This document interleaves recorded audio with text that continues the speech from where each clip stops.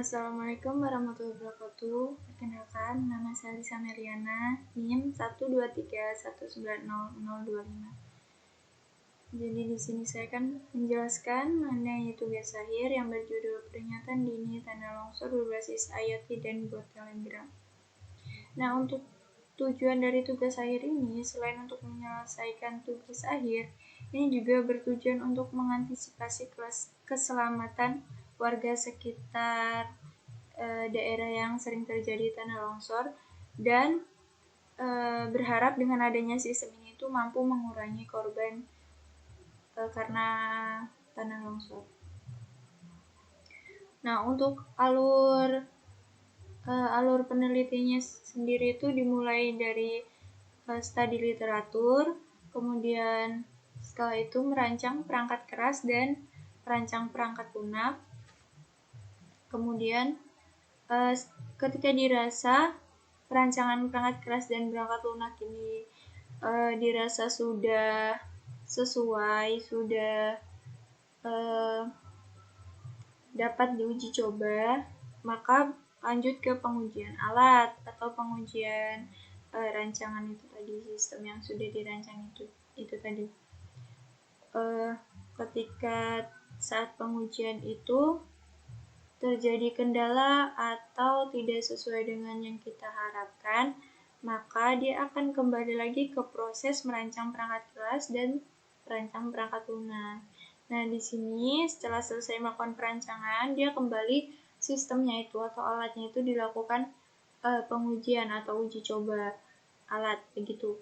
Kemudian kalau serasa sudah fix, sudah sesuai dengan apa yang kita harapkan, sudah bisa untuk digunakan, artinya alat itu, rancangan itu sudah siap untuk dipakai gitu, sudah siap untuk dipakai, tidak hanya di uji coba tapi dipakai di luar sana gitu.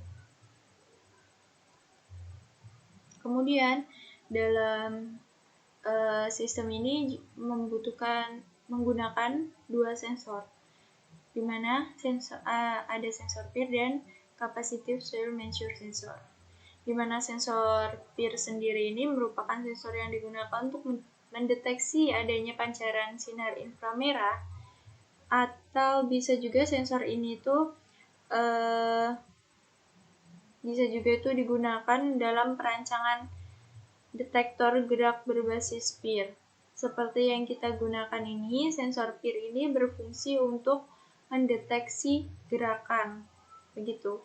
Nah, untuk capacitive soil measure sensor sendiri ini, itu merupakan sensor kelembapan yang digunakan untuk mendeteksi kelembapan dalam tanah.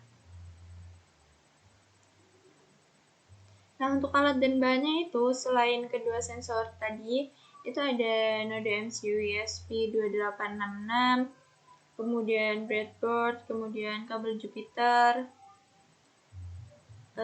kabel micro USB, lampu LED, dan resistor. Ini untuk hardware-nya. Dan untuk software-nya sendiri itu ada aplikasi Telegram dan ada Arduino 1816.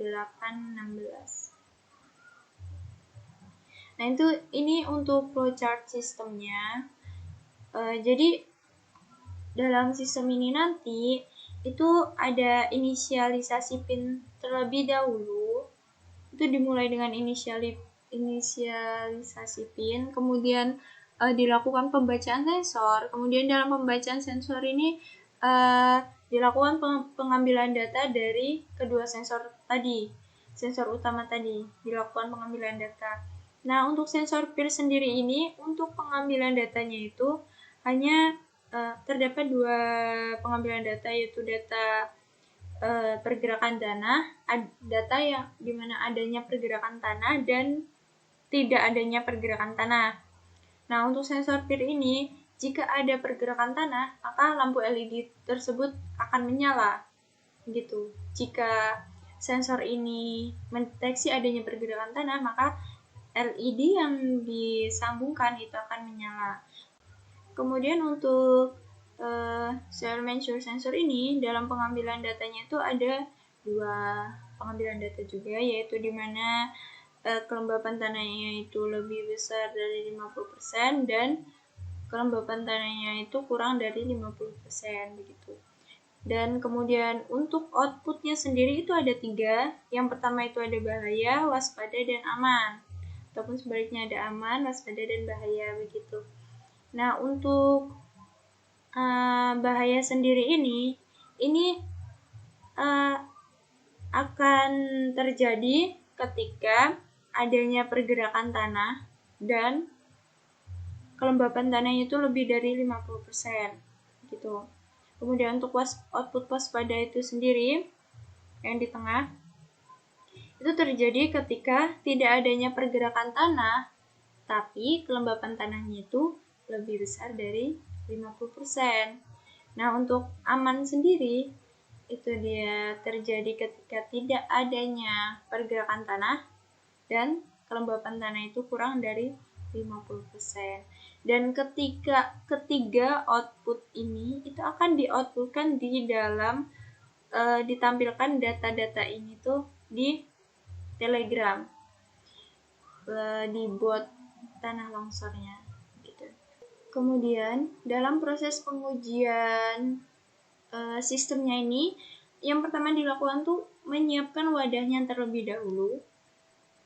Kemudian wadah tersebut itu diisi dengan tanah dengan kemiringan tanah itu kurang lebih 30 derajat, di mana sensor PIR akan diletakkan di tanah bagian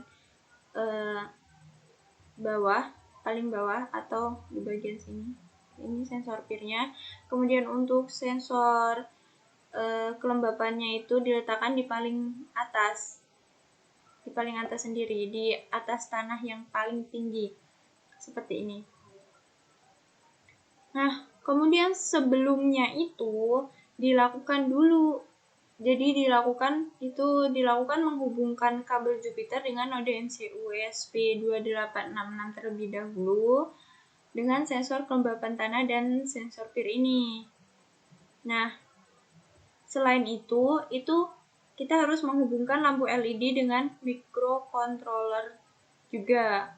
Jadi ketika sensor PIR itu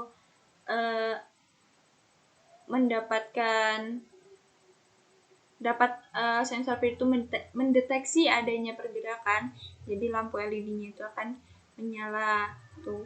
Kemudian setelah dirakit, sistemnya sudah dirakit itu sudah disambungkan, itu kita uji dulu kita pastikan dulu sensor kelembapan tanah dan sensor PIR-nya itu menyambung dengan WiFi. Nah, kemudian kita uji coba sensor kelembapan tanahnya yang sebelumnya itu udah dihubungin sama microcontroller juga. Nah, untuk sensor tanahnya ini digunakan untuk mengambil data kelembapan tanah dalam bentuk persentase seperti pada flowchart tadi. Kemudian setelah itu datanya sudah diambil dan itu semua data itu akan ditampilkan melalui aplikasi Telegram yang menggunakan bot tanah longsor. Tuh.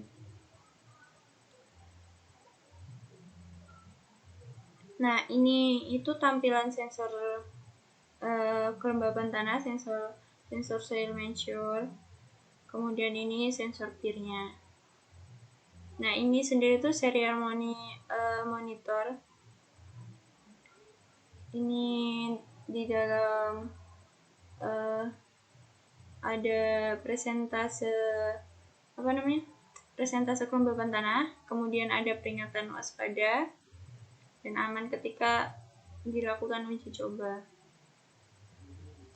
Kemudian ini tampilan bot Telegramnya ketika pertama kali masuk, dan ini ketika uji coba itu menampilkan statusnya itu aman, waspada, bahaya begitu.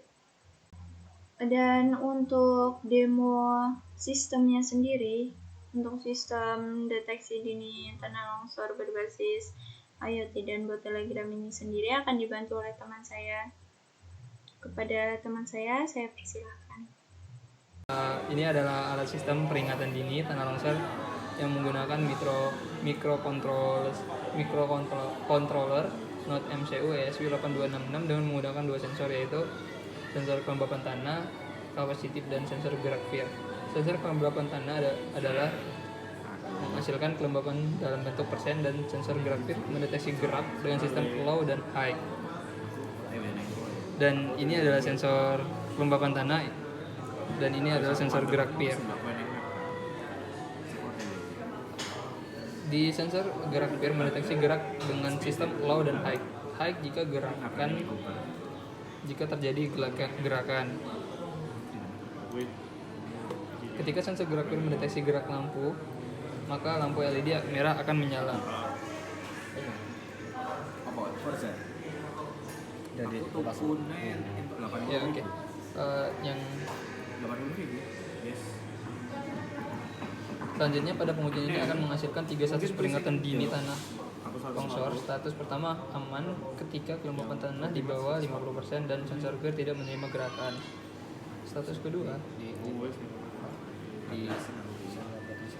ditunjukin. Versa 5 Ya, oke. HP sih. Sistemnya aman karena di bawah 50% dan tidak mendapatkan gerakan. GTA Trilogy. Oke, untuk status kedua yaitu ketika sensor kelembapan tanah di atas 50% tetapi sensor tidak mendapatkan gerakan. Padahal ono nang Nintendo. Status kedua tetap aman juga kan berarti? Waspada. Oh, waspada. Status keduanya waspada. Coba di atas 50% dituang aja. Ya nanti itu yang enggak bahaya. Yes, tapi dia jadi waspada. Dia jadi waspada Karena sensor geraknya kita sentuh. ya, karena sensor geraknya kita sentuh. Yang ketiga yaitu status terakhir bahaya ketika sensor kelembapan di atas 50% dan sensor gerak mendapatkan gerakan. Ya, Rik, tuangin. Apa singkatan?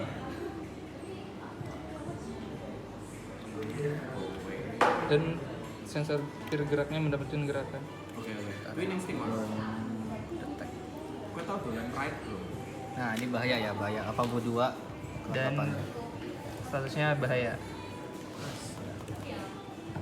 Aku dolan Oke, begitu saja video demo dari kita. Terima kasih. Sebelumnya, terima kasih untuk teman saya karena telah membantu saya. Dan di sini saya akan melanjutkan. Jadi dari demo tadi itu dapat disimpulkan dari hasil perancangan prototipe alat peringatan dini tanah longsor dengan sensor FIR dan sensor soil measure berbasis Internet of Things atau IoT dan bot Telegram sebagai microcontroller dan modul ESP8266 untuk akses jaringan internetnya itu dapat bekerja sesuai dengan hasil yang saya harapkan. Nah, untuk implementasi alat ini sendiri itu diharapkan dapat memonitoring pergerakan tanah dan kandungan air dalam tanah yang dapat dipantau melalui bot Telegram dan memberikan sinyal peringatan seperti pada demo tadi. Nah, untuk jika kelembapan tanah mencapai 50%, sehingga mengoptimalkan pengantisipasian ketika terjadinya bencana tanah longsor dan meminimalisir jumlah korban jiwa akibat tanah longsor itu sendiri.